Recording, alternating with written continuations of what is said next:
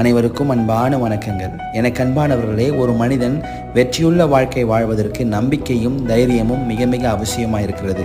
நம்முடைய தைரியம் நாம் யார் மேல் நம்பிக்கை வைத்திருக்கிறோம் என்பதை பொறுத்தது.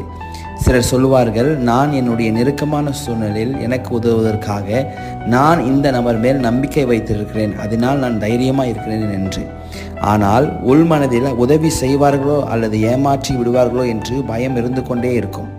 இப்படி நீங்களும் மனிதன் மேல் நம்பிக்கை வைத்து தைரியமாக இருக்க முடியாமல் பயந்து கொண்டிருக்கின்றீர்களா? இப்போதே நீங்கள் ஆண்டவராகிய இயேசுவின் மேல் நம்பிக்கை வையுங்கள். உங்கள் நம்பிக்கை வீண் போகாது. நீங்கள் ஒரு துளி பயம் இல்லாமல் தைரியமாக இருக்க முடியும்.